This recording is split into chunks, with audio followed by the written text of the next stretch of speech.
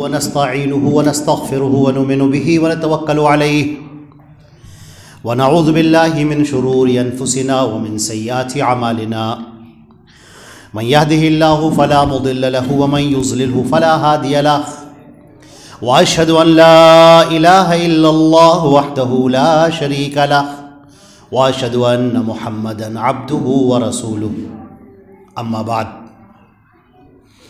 فأعوذ بالله السميع العليم من الشيطان الرجيم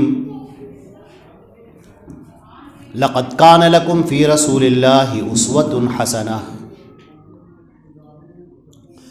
تمام تعریفیں اللہ رب العزت کے لیے ہیں جو ہمارا خالق و مالک ہے، آسمان اور زمین کا پیدا کرنے والا اور کل کائنات کا تنہا پالنہار ہے، جو وحدہ لا شریک لہ ہے، مستوی عرش ہے۔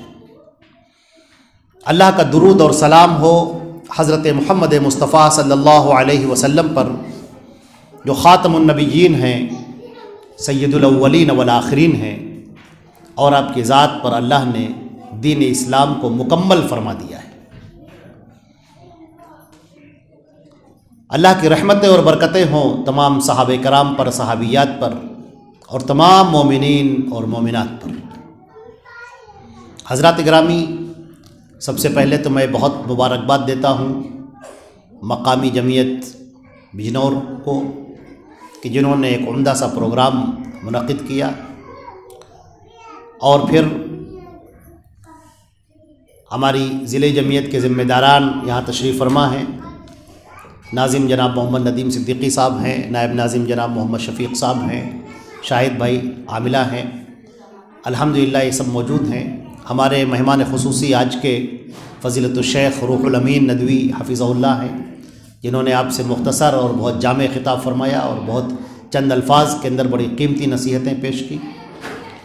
اللہ رب العزت ان سب کو جزائے خیر عطا فرمائے، اور آپ تمام حضرات جو یہاں پر تشریف لائے ہوئے ہیں، اور ہماری خواتین، مائیں بہنیں، ہمارے پیارے بچے جو دین کے لیے یہاں پر اکٹھا ہیں، دین کو سننے کے لیے، اللہ تعالیٰ سب کے اعمال کو قبول فرمائے اور مزید توفیق سے نوازے۔ عزیزان گرامی، آج جو میں نے قرآن پاک کی آیت تلاوت کی ہے، وہ چھوٹی سی آیت ہے لیکن اپنے آپ میں ایک سمندر لیے ہوئے ہے۔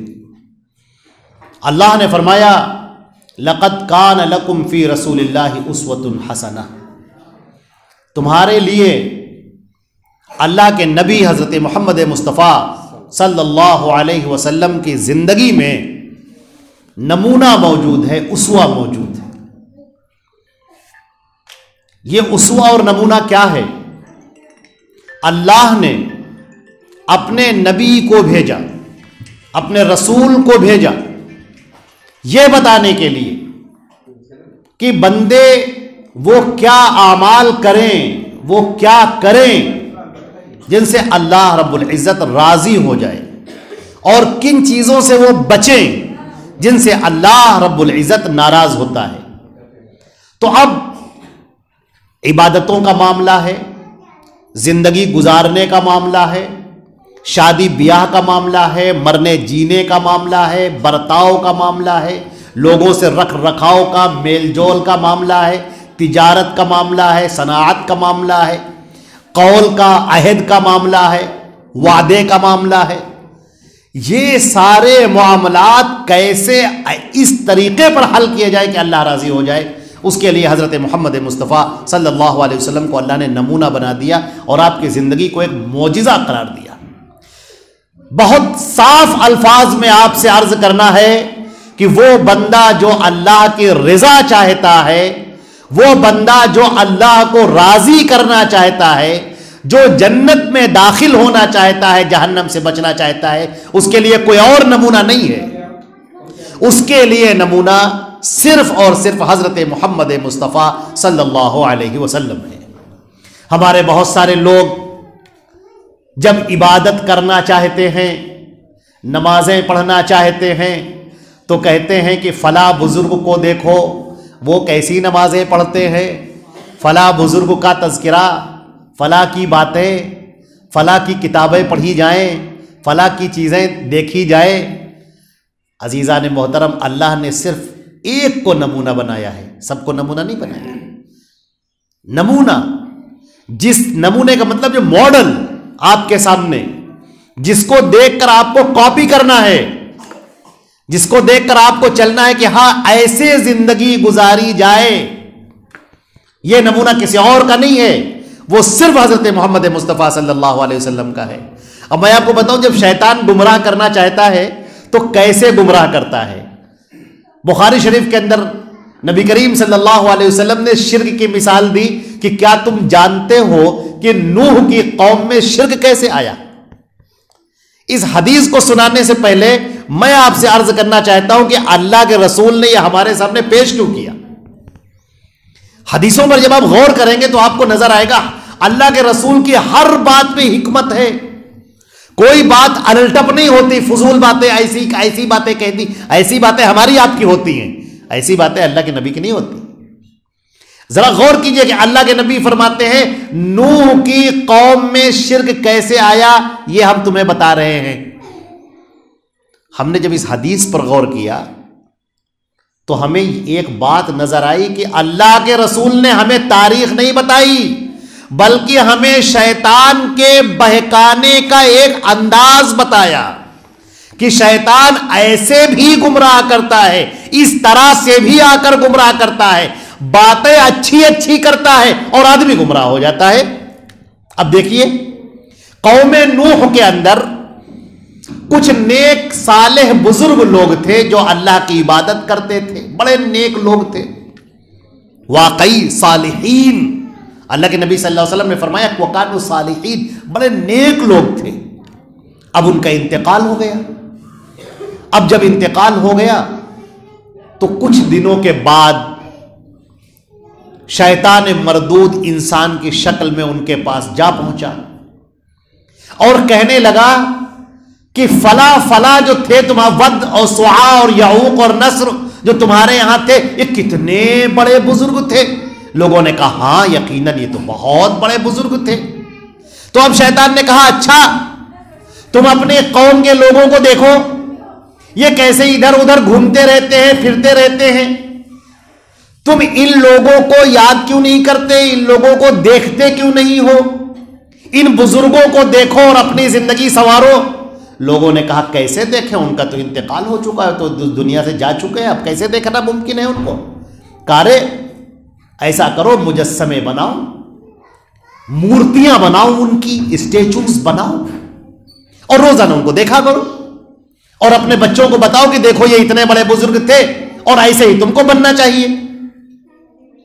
بہت غور سے سنیے گا، ان بزرگوں کو دیکھو کتنے اللہ والے تھے، راتوں کی عبادت گزار تھے، دن میں روزہ رکھنے والے تھے، صدقات و خیرات کرنے والے تھے، ہر وقت اللہ کی فکر میں ڈوبے رہنے والے تھے، ان کو دیکھو اور اس جیسا خود بننے کی کوشش کرو۔ لوگوں نے کہا ٹھیک۔ اب لوگوں نے تصویریں بنا ڈالی، مجسمے بنا ڈالے وہ، اور مجسمے بنا کے رکھ دیے گھروں میں، دیکھنے لگے ان کو۔ یہ نسل تو گزری ان کو دیکھتے ہوئے، جب دوسری نسل آئی، جو بچے بڑے ہوئے، جب انہوں نے آنکھیں کھولی تو ان مورتیوں کو دیکھا، جب وہ اور بڑے ہوئے تو پھر انہوں نے ان مورتیوں کے لیے تقدس کے علامتیں ظاہر کرنی شروع کی۔ جس کمرے میں وہ ہوتے اس کمرے کو دھلا جاتا، ہاتھ باندھ کر کھڑا ہوا جاتا، اور نوبت بہیجا رسید، دھیرے دھیرے نوبت یہاں تک آ پہنچی کہ پھر وہ ان بزرگوں سے مانگنے لگے، ان بزرگوں سے سوال کرنے لگے، اور اس طرح سے قوم یہ پوری کی پوری شرک کے اندر گرفتار ہو گئی۔ آپ نے دیکھا کہ شیطان مردود کبھی کس طریقے سے ایسا چکر چلاتا ہے کہ انسان کے سامنے وہ باتیں پیش کرتا ہے جو اس کو پسند ہوتی ہیں۔ اب ایک نمازی کو گمراہ کرنا ہوگا تو یہ تھوڑی کہے گا اس سے تم نماز مت پڑھو، وہ تو نماز پڑھے گا، اس کے دل میں شک پیدا کرے گا، وہ کوشش کرے گا کہ یہ شرک کرنے لگے تاکہ اس کی نمازیں قبول نہ ہوں۔ اس طریقے سے شیطان مردود کوشش کرے گا۔ ہمارے اللہ جل جلالہ جل شانہ رب دو عالم جس نے اپنے بندوں پر رحم فرمایا، وَلَقَدْ مَنَّ اللَّهُ عَلَى الْمُؤْمِنِينَ، اللہ نے بندوں پر رحم کیا ہے کہ حضرت محمد مصطفیٰ صلی اللہ علیہ وسلم کو رسول اور نبی بنا کر بھیج دیا ہے۔ اب اللہ کے نبی صلی اللہ علیہ وسلم ہمارے لیے نمونہ ہیں. آپ کو زندگی سیکھنی ہے کہ زندگی کیسی ہوتی ہے. اللہ کے نبی صلی اللہ علیہ وسلم کو دیکھیں. آپ کی زندگی جس کو قرآن پاک نے کہا ہے قد لبثت فیکم عمرا افلا تعقلون، میں نے تمہارے درمیان ایک عمر گزاری ہے، کیا تم نے دیکھا نہیں؟ اللہ کے پیارے نبی صلی اللہ علیہ وسلم انگریزی تاریخ کے حساب سے 22 اپریل 571 کو پیدا ہوئے. 22 اپریل 571 عیسوی، جس کا آج 2022 جو چل رہا ہے اس حساب سے اللہ کے نبی صلی اللہ علیہ وسلم پیدا ہوتے ہیں. والد آپ کے نہیں ہیں، آپ کی پیدائش سے پہلے ان کا انتقال ہو گیا. ابھی آپ ماں کے پیٹ میں تھے، انتقال ہو گیا. تجارت پر گئے ہوئے تھے سفر پہ، عبداللہ کا انتقال ہو گیا. آپ کے والد کا نام عبداللہ، انتقال ہو گیا. نبی کریم صلی اللہ علیہ وسلم اب پرورش پا رہے ہیں حلیمہ کے یہاں. سعدیہ قبیلے بنو سعد کی تھی، وہاں پروان چڑھتے ہیں. عجیب واقعہ ہوتا ہے. حدیث کے اندر ذکر کیا گیا ہے کہ ایک دن 2 فرشتے اچانک آئے اور آپ کے سینے کو چاک کیا اور آپ کے دل کو دھویا اور پھر دل پر رکھ دیا، اور وہ کھڑے ہوئے کانپ رہے ہیں. حضرت حلیمہ سعدیہ دوڑی ہوئی آئی کہ کیا واقعہ ہو گیا، کیا ہوا. ان کے بیٹے نے خبر دی تھی کہ قریشی بھائی کے ساتھ کچھ ہو رہا ہے. ان کو لگا کہ شاید کوئی اس پر حملہ کرنے والا ہے. وہ اس کو لے کر آتی ہیں حضرت آمینہ کے پاس جو آپ کی ماں ہیں. حضرت آمینہ اس وقت بیمار تھی، قبیلے مکے میں بیماری کی وبا پھیلی ہوئی تھی. انہوں نے ان کو واپس بھیج دیا کہ یہاں بچہ رہے گا تو بیمار ہو جائے گا. 6 سال کے آپ ہوتے ہیں کہ آپ کی ماں کا انتقال ہو گیا. یتیمی کے عالم میں آپ پرورش چل رہے ہیں، والد بھی نہیں ہیں. اب ماں کا بھی سایہ اٹھ گیا. دادا عبد المطلب نے آپ کو پالا، آپ 8 سال کے ہوئے، دادا کا بھی انتقال ہو گیا. اب پرورش کرنے والے چچا ابو طالب، جنہوں نے نبی کریم صلی اللہ علیہ وسلم کی پرورش کی، اپنے بیٹوں سے بڑھ کے آپ کو پالا بلا شبہ.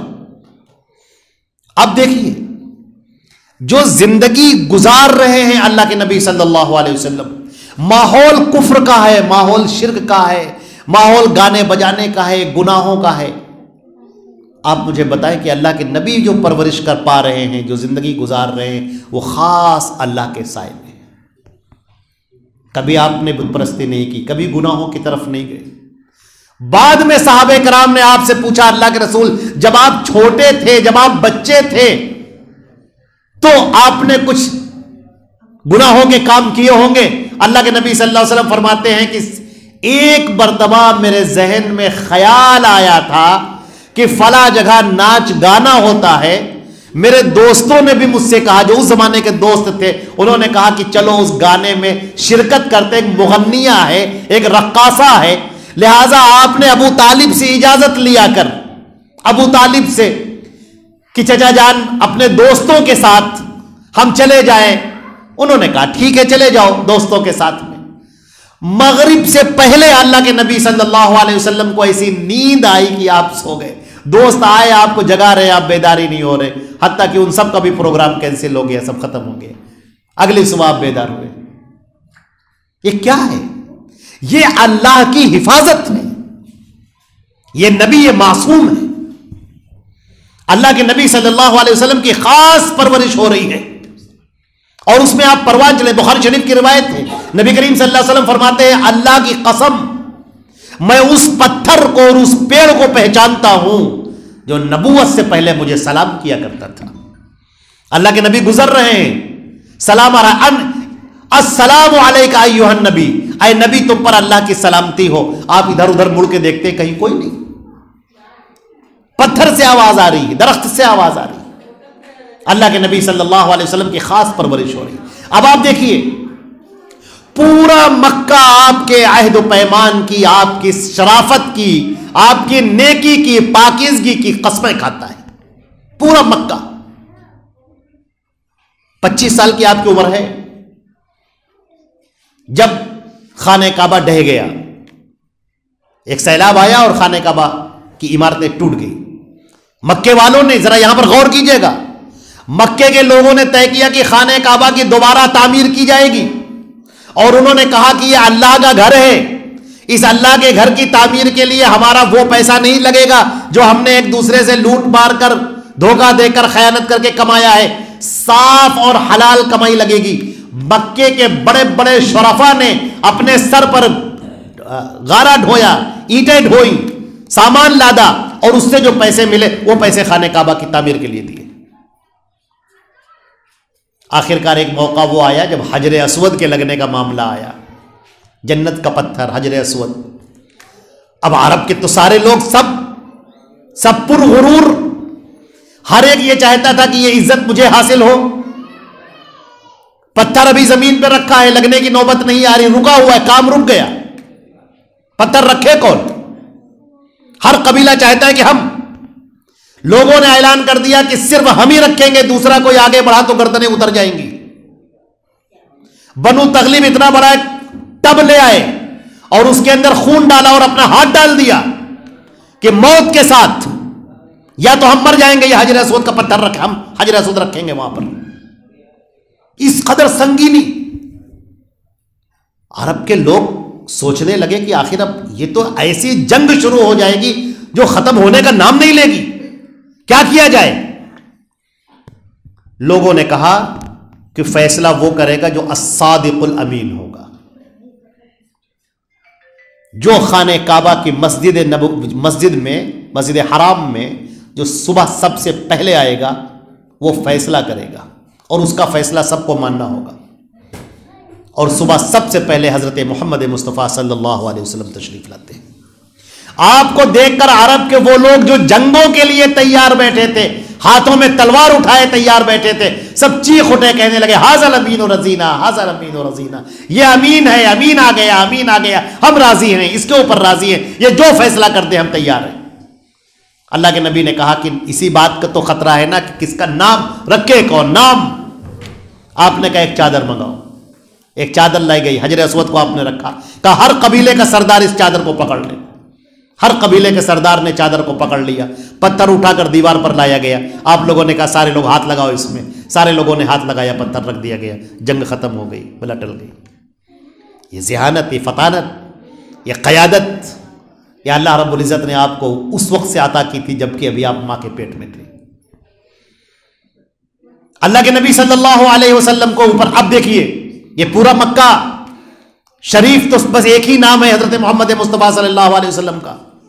لوگ آپ کے پاس امانت لا کر رکھا دیتے ہیں، کہیں جانے پر ہوئے سفر پہ، پہلے زمانے میں بینک تو تھا نہیں، کہیں جانا ہوا اب درہم و دینار کہاں چھوڑ کر جائیں، کچے گھر بنے ہیں، لوٹ کا ڈر ہے، آ کر محمد صلی اللہ علیہ وسلم کے پاس لا کر رکھا دیا کہ آپ یہ رکھے رہیے، اپنی دولت، اپنی تجارت، اپنے خزانے اللہ کے نبی صلی اللہ علیہ وسلم، کیونکہ ان کو یقین ہے کہ اس میں سے ایک پیسہ بھی خرد برد نہیں ہوگا۔ اب 40 سال کی عمر جب پہنچتی ہے نبی کریم صلی اللہ علیہ وسلم کی، اور آپ بیٹھے ہوئے ہیں خانے غار حرا کے اندر، جب 40 سال کی آپ کی عمر ہوتی ہے تو آپ کو اکیلا پن اچھا لگنے لگا، لوگوں سے وحشت ہونے لگی، اکیلے پن۔ غار حرا میں آپ بیٹھے ہیں کہ اچانک ایک فرشتہ آتا ہے انسان کی شکل میں، اور اس کے ہاتھوں میں ایک طلائی، ایک سونے کی سی ایک تختی ہے جس پر ریشم کا کپڑا پڑا ہوا ہے۔ اللہ کے نبی اچانک اس کو دیکھتے ہیں کہ وہ کون، وہ اس کپڑے کو ہٹاتا ہے اور طلائی آپ کے سامنے پیش کرتا ہے اور کہتا ہے اقرا، پڑھو اس کو۔ اللہ کے نبی فرماتے ہیں ما انا بقاری، میں پڑھا ہوا نہیں ہوں۔ وہ آگے بڑھتا ہے، آپ کو سینے سے لگاتا ہے، پھر چھوڑتا ہے، کہتا پڑھو۔ آپ کہتے ہیں بھائی میں پڑھا لکھا نہیں ہوں، مجھے لکھنا پڑھنا نہیں آتا ہے، پھر آپ کو سینے سے لگاتا ہے، پھر چھوڑتا ہے، کہتا نہیں پڑھو۔ آپ کہتے ہیں مجھے لکھنا پڑھنا نہیں آتا ہے۔ جب تیسری بار ہو گئی اس نے آپ کو بھینچا اور چھوڑا اور کہا پڑھو۔ اللہ کے نبی نے فرمایا ما ذاک، میں پڑھوں کیا پڑھوں میں؟ اس نے کہا اقرا بسم ربک الذی خلق، خلق الانسان من علق، اقرا وربک الاکرم الذی علم بالقلم، علم الانسان ما لم یعلم۔ 5 آیتیں سورہ علق کی، پڑھ اپنے رب کے نام سے، اقرا وربک الاکرم، اقرا بسم ربک الذی خلق، پڑھ اس رب کے نام سے جس نے تجھے پیدا کیا ہے۔ خلق الانسان من علق، انسان کو جمے ہوئے خون کے لوتھڑے سے پیدا کیا ہے۔ یہ 5 آیتیں۔ آپ گھبرا گئے اور وہ غائب ہو گیا۔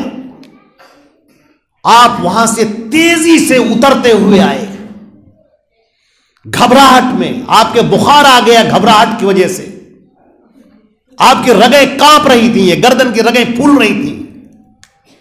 حضرت خدیجہ نے آپ کو دیکھا، آپ نے کہا زملونی زملونی، چادر اڑاؤ، کمبل اڑاؤ مجھے۔ وہ کہتی کیا ہوا؟ کہا بس بولو نہیں، کمبل اڑاؤ۔ آپ لیٹ جاتے ہیں بخار کی شدت میں۔ تھوڑی دیر کے بعد جب پانی پیتے ہیں، اٹھ کر بیٹھتے ہیں، حضرت خدیجہ کہتی ہوا کیا واقعہ ہوا؟ تب نبی کریم صلی اللہ علیہ وسلم ان کو یہ پورا واقعہ بیان کرتے ہیں۔ اب سنیے، جب اللہ کے نبی ان کے سامنے پورا واقعہ بیان کرتے ہیں تو وہ کہتے ہیں کلا لا یخزیک اللہ ابدا، ہرگز نہیں، اللہ آپ کو رسوا نہیں کرے گا۔ انک تحمل الکل وتکسب المعدوم، آپ تو دوسروں کا بوجھ اپنے سر پر رکھ لیتے ہیں، لوگوں کے کام آتے ہیں، دوسروں کے ہمدرد ہیں، آپ غمخواری کرتے ہیں، کسی کے ساتھ آپ نے ظلم نہیں کیا، کسی کو آپ نے نقصان نہیں پہنچایا، ہر ایک کی مدد کے لیے آپ تیار رہتے ہیں، ہرگز نہیں، اللہ آپ کو ضائع نہ کرے گا۔ عزیزان محترم، مجھے ایک بات عرض کرنی ہے اپنے بچوں سے، مسلمان بچوں سے خاص طور سے، خاص کر کے اللہ کے نبی کا جو یہ کردار ہے، ابھی آپ نے دعوت نہیں دی ہے، دعوت دینے سے پہلے کا یہ کردار ہے کہ پورا مکہ آپ کی شرافت کی گواہی دے رہا ہے، اعلیٰ اخلاق کے آپ فائز ہیں، اعلیٰ اخلاق پر بلندیاں آپ کو حاصل ہیں، دوسروں کے آپ کام آتے ہیں، غمخواری میں آپ سب سے آگے ہیں، اخلاق فاضلانہ آپ کو حاصل ہیں، کبر نہیں، غرور نہیں، درست لہجہ نہیں، سختی نہیں، محبت کی بولیاں بولنا نبی کریم صلی اللہ علیہ وسلم کا شیوا ہے اور وطیرہ ہے۔ اب اس کے بعد اب یہاں سے جب اللہ کے نبی صلی اللہ علیہ وسلم سے کہا جاتا ہے کہ یا ایھا المدثر قم فانذر، فرشتہ آتا ہے بتاتا ہے کہ آپ رسول بنا دیے گئے ہیں پوری امت کے لیے، قیامت تک کے لیے، اب آپ کو اللہ کا پیغام پہنچانا ہے۔ آپ گھبراتے ہیں کہ یہ پیغام کیسے پہنچایا جائے گا؟ اللہ تعالیٰ فرماتے ہیں یا ایھا الرسول بلغ ما انزل الیک، اے رسول جو ہم تمہارے اوپر اتار رہے ہیں تم اس کو پہنچا دو۔ فإن لم تفعل فما بلغت رسالتہ، اگر تم نے نہ پہنچایا، کچھ بھی چھپا لیا، کوئی ایک بات بھی چھپا لی، تو تم نے رسالت کا حق نہ ادا کیا۔ واللہ یعصمک من الناس، اور اللہ لوگوں سے تمہاری حفاظت کرے گا۔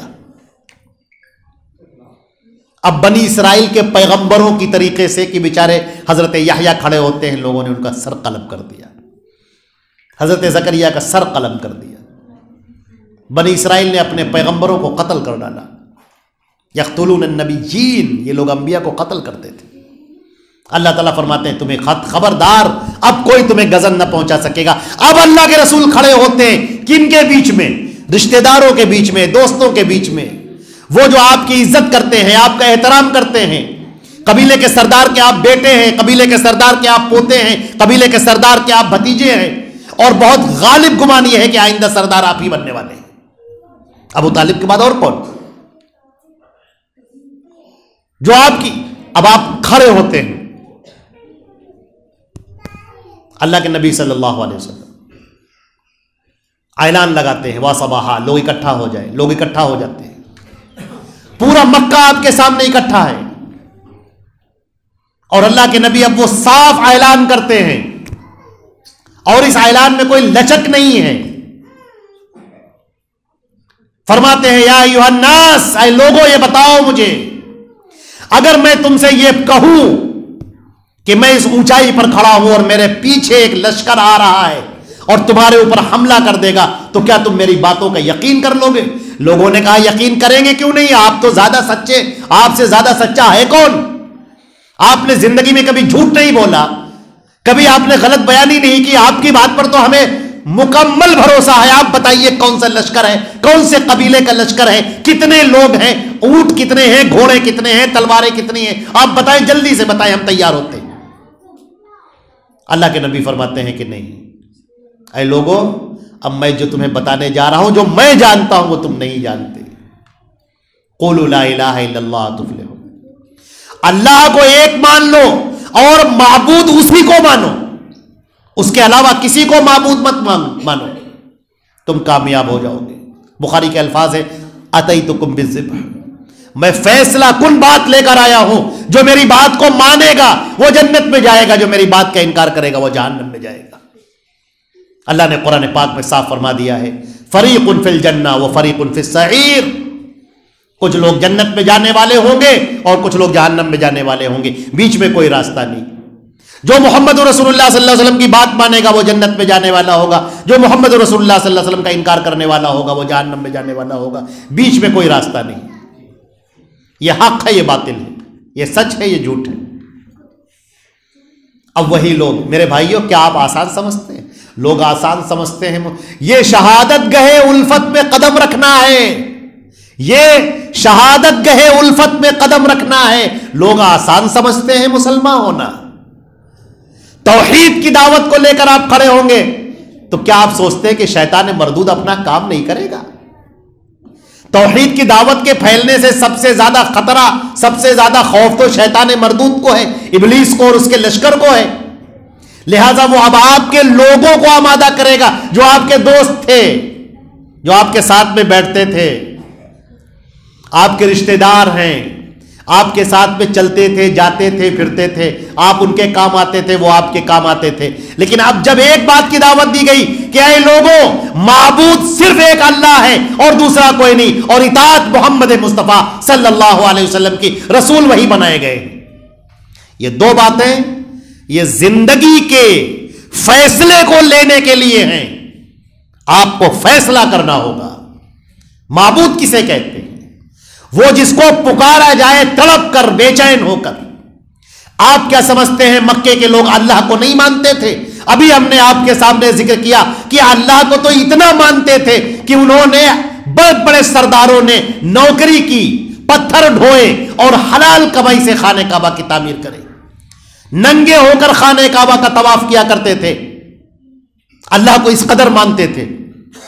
لیکن اللہ کو تو بہت مانتے تھے, لیکن کچھ معبود بھی تھے, لات, عزا, حبل, منات, جن کا کام یہ تھا وہ ان کے سامنے جاتے تھے, ان سے دعائیں کرتے تھے. اور قرآن پاک نے تو اس کا تذکرہ کیا ہے, ما نعبدوہم ہؤلاء شفعاؤنا عند اللہ ما نعبدوہم الا لیقربونا الی اللہ زلفا. یہ اللہ کے پاس ہمارے سفارشی ہوں گے, ہم ان کی عبادت اس لیے کرتے ہیں کہ یہ اللہ سے ہم کو قریب کر دے. ہم اللہ سے کوئی دعا مانگیں گے اللہ نہیں سنے گا, ان سے کہیں گے یہ فوراً دعا کو سنیں گے. اللہ تعالیٰ نے سب سے پہلے تو جڑ کاٹ دی, فرمایا سنو, انک لا تسمع من فی القبور, جو قبروں کے اندر جا چکے ہیں تم انہیں سنا نہیں سکتے. اللہ فرماتا ہے وَلَوْ سَمِعُوا مَا اسْتَجَابُوا لَكُمْ, اگر ہم ان کو سنا بھی دیں تو یہ تمہارے کسی کام کے نہیں ہیں. تمہاری ضرورتیں اللہ پوری کرتا ہے. تمہاری ضرورتوں کو پوری کرنے والی ذات صرف ایک رب العالمین, وہ تو پورے عالم کی ضرورتوں کو پوری کرتا ہے. پہلا کام, حبل کو چھوڑو, لات کو چھوڑو, منات کو چھوڑو. ابھی تک تم حبل اور لات اور عزا کے آگے سجدے کر رہے تھے, طواف کر رہے تھے, نظر و نیاز کر رہے تھے, قسمیں کھا رہے تھے. چھوڑ دو, اللہ کے علاوہ کوئی معبود نہیں, عبادت میں اللہ کے ساتھ میں کوئی شریک نہیں ہوگا. اب سجدے صرف اللہ کے لیے خالص, یہ نہیں کہ ادھر بھی سجدہ اور ادھر بھی سجدہ, ایسے سجدے ناقابل قبول ہے. اللہ کے رسول نے فرمایا من عمل عملا اشرک فیہ معی غیری ترکتہ وشرکہ, جس نے کوئی عمل کیا اور اس عمل میں میرے ساتھ کسی غیر کو شریک کر لیا, بہت غور سے سنیے گا, جس نے کوئی عمل کیا اور عمل میں دوسرے کو بھی شریک کر لیا, اللہ فرماتا ہے میں اس عمل کو چھوڑ دیتا ہوں, مجھے کوئی پرواہ نہیں. آپ نے نماز پڑھی, سجدہ کیا اللہ کے لیے, آپ تو بڑے خوش ہو گئے کہ ہم نے اللہ کے لیے سجدہ کیا ہے. پھر آپ گئے کہیں اور درگاہ پہ سجدہ کرائے, پیڑ پہ سجدہ کرائے, کہیں جا کر اپنا سر خم کرائے. یہ نمازیں بھی باطل ہو گئی. ان سجدوں کو بھی اللہ کی کوئی ضرورت نہیں ہے، اللہ تعالیٰ ان سجدوں کو قبول نہیں کرتا ہے۔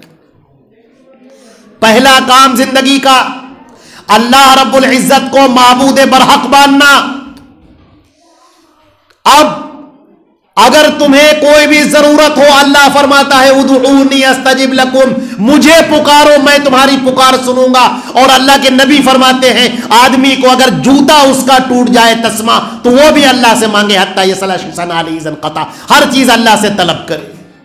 اللہ کے نبی نے دعائیں کرنے کا طریقہ سکھا دیا، ایسے دعا مانگو، اس طرح سے دعا مانگو، غیر کے لیے سجدے نہیں، نظر و نیاز نہیں، یہاں تک کہ قسم کھانا نہیں۔ آپ نے فرمایا، حضرت عمر رضی اللہ تعالیٰ عنہ کی روایت ہے، آپ نے فرمایا من حلف بغیر اللہ فقد اشرک، جس نے اللہ کو چھوڑ کر کسی اور کی قسم کھائی اس نے شرک کیا۔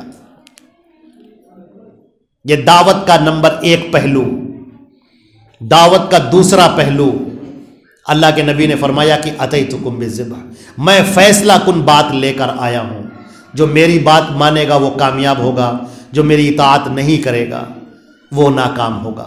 حدیث شریف میں آتا ہے، ابو ہریرہ رضی اللہ تعالیٰ عنہ فرماتے ہیں کل امتی یدخلون الجنہ الا من ابا، میری پوری امت جنت میں جائے گی سوائے اس کے جو جنت جانے سے انکار کر دے۔ قالوا ومن ابا یا رسول اللہ، صحابہ کرام نے کہا اللہ کے رسول جنت میں جانے سے کون انکار کرے گا؟ عزیزان محترم حدیث سنیے، میری پوری امت جنت میں جائے گی سوائے اس کے جس نے جنت جانے سے انکار کر دیا۔ صحابہ کرام پوچھتے اللہ کے رسول جنت جانے سے کون انکار کرے گا؟ آپ نے فرمایا من اطاعنی دخل الجنہ ومن عصانی فقد ابا، جس نے میری بات مانی، میری پیروی کی وہ جنت میں داخل ہوگا، اور جس نے میری بات نہیں مانی وہی ہے جنت جانے سے انکار کرنے والا۔ عزیزان محترم اب ایک نقطے کی بات سنیے اور اپنے دل پر اور ذہن پر اس کو نوٹ کر لیجئے۔ اللہ نے فرمایا انا نحن نزلنا الذکر وانا لہ لحافظون، اس ذکر کو ہم اتار رہے ہیں اور ہم ہی اس کی حفاظت کرنے والے ہیں۔ محمد صلی اللہ علیہ وسلم تو دین کے پہنچانے والے ہیں، دین کے بنانے والے نہیں ہیں، یہ تو دین کے پہنچانے والے ہیں۔ ان کا کام جو ہم ان کے اوپر اتارتے ہیں وہ ان کو پہنچا دیتے ہیں۔ سورہ نجم کے اندر اللہ نے فرمایا وما ينطق عن الهوى ان هو الا وحی یوحى، یہ محمد اپنی طرف سے کچھ نہیں کہتے، یہ جو کہتے ہیں اللہ کی اتاری ہوئی وحی ہوتی ہے۔ اے تمام مسلمانوں سنو اور غور کر کے سنو، اللہ نے قرآن پاک میں فرمایا من یطع الرسول فقد اطاع اللہ، جس نے رسول کی اطاعت کر لی اس نے اللہ کی اطاعت کر لی۔ اب یہ فیصلہ دو ٹوک ہو گیا، صاف ہو گیا۔ نبی کریم صلی اللہ علیہ وسلم کچھ احکامات لے کر آئے ہیں۔ اللہ نے فرمایا لقد کان لکم فی رسول اللہ اسوۃ حسنہ، محمد مصطفیٰ کی زندگی تمہارے لیے بہترین نمونہ ہے۔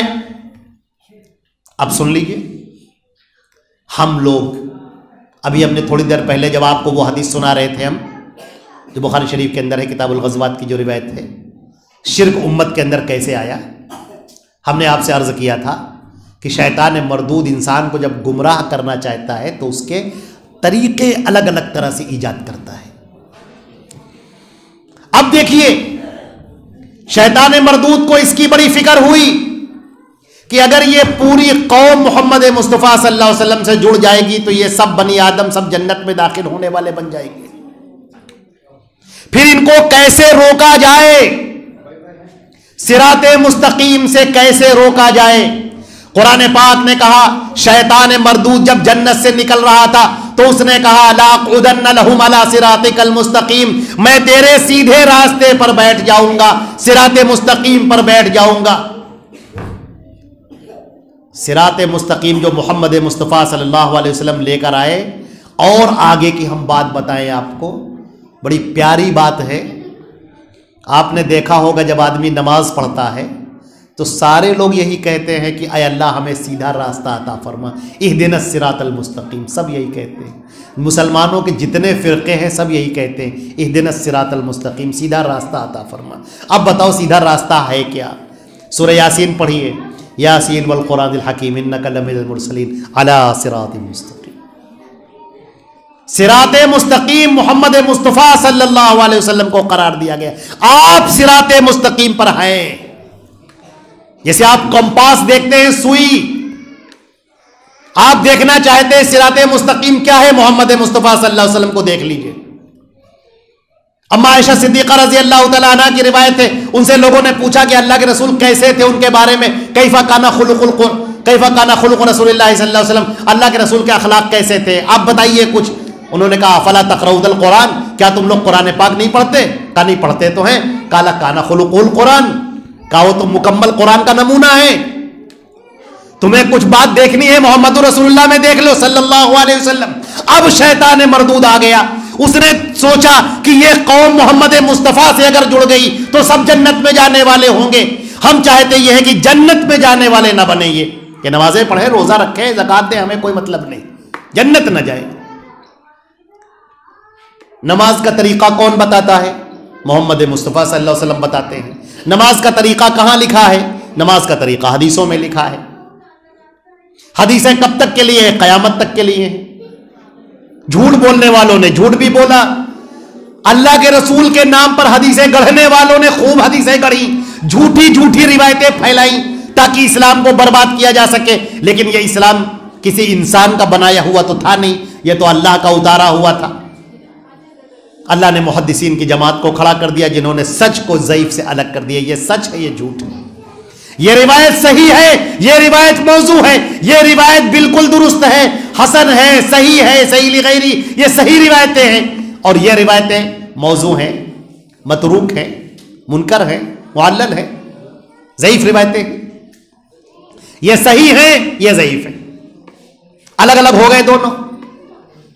نبی کی زندگی محفوظ، نبی کا قول محفوظ، نبی کا عمل محفوظ، نبی کے فتاوے محفوظ، نبی کی باتیں محفوظ، لیکن نبی کی ساری چیزوں کے ہوتے ہوئے لوگ پیروی نبی کی نہ کریں، پیروی کسی اور کی کریں، اور یوں کہیں یہ ہمارے بڑے تھے، کیا ان کو نہیں معلوم تھا؟ میرے بھائی ان کو معلوم تھا کہ نہیں معلوم تھا، یہ آپ سے نہیں پوچھا جائے گا، تم سے یہ ضرور پوچھا جائے گا کہ تم نے نبی کے خلاف کیوں کیا۔ ٹھیک ہے، تم تو بڑے عقل مند لوگ ہو، بڑی موٹی موٹی کتابیں پڑھنے والے لوگ ہو، ڈاکٹریٹ کرنے والے ہو، انجینئرنگ کرنے والے ہو، بڑی بڑی موٹی موٹی کتابیں پڑھنے والے ہو، اللہ کے نبی کو پڑھنے کی توفیق نہیں ہوئی؟ اچھا، اللہ نے تمہیں عقل دی ہے، بازار میں سامان خریدتے ہو، بڑی عقل مندی کا مظاہرہ کرتے ہو، سامان جوتا خریدتے ہو، کپڑا خریدتے ہو، ماچس اور موم بتی خریدتے ہو تو بڑی عقل مندی کا مظاہرہ کرتے ہو، لیکن دین جب لیتے ہو تو عقل مندی کا مظاہرہ نہیں کرتے۔ کیا ایک بار بھی کسی سے نہیں کہتے یہ دین حضرت محمد مصطفیٰ صلی اللہ علیہ وسلم کا لایا ہوا ہے، اللہ کے رسول نے ایسا ہی بتایا تھا، یا آپ اپنی مرضی سے کر رہے ہیں؟ مولانا صاحب بتائیے ہمیں، یہ جو آپ فتویٰ دے رہے ہو یہ اللہ کے رسول نے کہا ہے، یا آپ کہیں کہ نہیں ہمارے بڑے مولانا نے کہا ہے، فلاں امام نے کہا ہے، بہت بڑے بزرگ تھے انہوں نے کہا ہے؟ یہ سارے بزرگ سر آنکھوں پر ہیں اگر ان کا قول اللہ کے رسول کے مطابق ہے، اور اگر اللہ کے رسول کچھ اور کہتے ہیں اور یہ بزرگ کچھ اور کہتے ہیں تو اللہ کی قسم ہم محمد رسول اللہ صلی اللہ علیہ وسلم کے ساتھ کھڑے ہوں گے۔ وہ جو قول ہے وہ حق ہے، کیونکہ اللہ نے دو ہی باتیں فرمائی ہیں، من اطاعنی دخل الجنہ، جس نے میری اطاعت کی وہ جنت میں داخل ہوگا، اور جس نے میری بات کا انکار کر دیا وہی ہے جنت میں جانے سے انکار کرنے والا۔ اب ہمیں پٹی نہ پڑھاؤ، ہمیں باتیں نہ بتاؤ، شیطان مردود کی ڈگڈگی یہاں پر نہیں کام آ سکتی۔ ارے یہ صاحب کا تم انکار کر رہے ہو، یہ تو بہت بڑے مولانا تھے، پوری رات نماز پڑھتے تھے، ایک قرآن پاک اس پیر پر ختم کرتے تھے، دوسرا قرآن پاک اس پیر پر ختم کرتے تھے، ایک ٹیک لگا کر ہلکا سا مائل ہو کر۔ یہ ہمیں نہ بتاؤ پوری زندگی نماز پڑھتے رہے، پوری زندگی تلاوت کرتے رہے، ساری زندگی جتنی نیکیاں انہوں نے کی ہوں گی فرشتہ نوٹ کرنے والا ہے، نوٹ کیا ہوگا اس نے، ان کا معاملہ وہ جانے، اللہ جانے۔ ہمیں تو مطلب اس بات سے ہے کہ اللہ کے رسول نے کیا فرمایا ہے صلی اللہ علیہ وسلم۔ قربان جائیے حضرت امام بخاری رحمۃ اللہ علیہ، امیر المومنین فی الحدیث، انہوں نے باب قائم کیا، العلم قبل القول والعمل، پہلے علم حاصل کرو اس بات کا جو تم کہنے جا رہے ہو، جو تم کرنے جا رہے ہو۔ میرے بھائیوں، اللہ کے نبی کی زندگی کو نمونہ بنایا گیا تھا، اللہ کے نبی کی زندگی کو تمہارے سامنے پیش کیا گیا تھا، اللہ کے نبی کی زندگی کے ہر پہلو اجاگر کیے گئے تھے. لیکن آج مسلمان سب کچھ پڑھتا ہے، سب کو پڑھتا ہے، اللہ کے نبی کو چھوڑ کر. کسی سے پوچھئے تم نے بخاری پڑھی ہے؟ اللہ کے رسول کی حدیثوں کی کتاب ہے. تم نے مسلم پڑھی ہے؟ اللہ کے رسول کی حدیثوں کی کتاب ہے. نہیں صاحب، وہ نہیں پڑھی. اور کتابیں پڑھی ہیں. جو دین لے کر آیا تم نے اسی کو نہیں پڑھا تو کیا پڑھا تم نے؟ صحابہ کرام نے اللہ کے نبی کی باتوں کو ایسے نوٹ کیا. میں ایک روایت آپ کے سامنے سناتا ہوں اور اپنی بات کو ختم کرتا ہوں. حضرت عبداللہ ابن عمرو ابن العاص رضی اللہ تعالیٰ عنہ بیٹھے ہیں آپ کے سامنے، آپ حدیثیں بیان فرما رہے ہیں. اللہ کے نبی وہ ہر بات لکھ رہے ہیں، نوٹ کر رہے ہیں. بعد میں ان کو لوگوں نے کہا کہ کیسے ہو تو ہر بات نوٹ کرتے رہتے ہو اللہ کے نبی کی؟ ارے اللہ کے نبی کبھی غصے میں ہوتے ہیں، کبھی مذاق کرتے ہیں، کبھی ہنسی میں کوئی بات کہتے ہیں، تم ہر بات لکھ رہے ہو. ان کو یہ بات سمجھ میں آ گئی، انہوں نے لکھنا چھوڑ دیا. اگلے دن اللہ کے نبی کی نگاہ پڑی، کیا ہم بول رہے ہیں اور وہ کچھ نہیں لکھ رہے. آپ نے کہا کہ عبداللہ کیا بات ہے، پہلے تم لکھا کرتے تھے اب کچھ نہیں لکھ رہے ہو. انہوں نے کہا اللہ کے رسول میں تو سب کچھ لکھتا تھا، لیکن ہمارے دوستوں نے منع کیا کہ اللہ کے رسول کبھی غصہ ہوتے ہیں، کبھی مذاق میں کوئی بات کہتے ہیں، کبھی ہنسی میں کوئی بات کہتے ہیں. آپ نے فرمایا اکتب فإنہ لا یخرج منی الا الحق، تم لکھو اس لیے کہ اللہ کی قسم میرے منہ سے جو بھی نکلتا ہے وہ حق ہوتا ہے.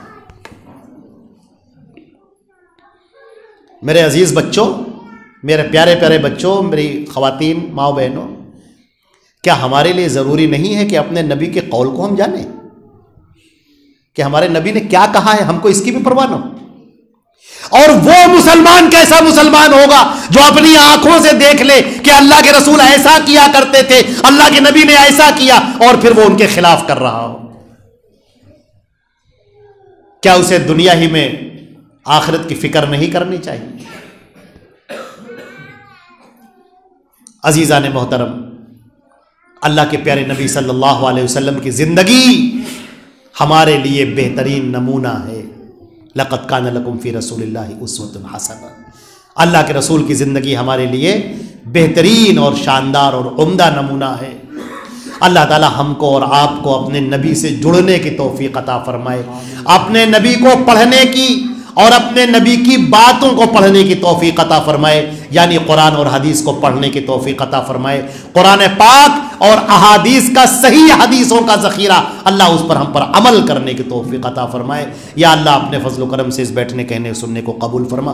وآخر دعوانا الحمدللہ رب العالمین. عزیزان محترم، گفتگو ختم ہوتی ہے اور ہم نے یہ عرض کیا تھا کہ 5 سوال کیے جائیں گے، ادھر سے بھی اور خواتین کے زمرے سے بھی، اور جو سب سے پہلے اس کے جوابات دیں گے، تو سب سے پہلے ہم ادھر بچوں سے شروع کرتے ہیں.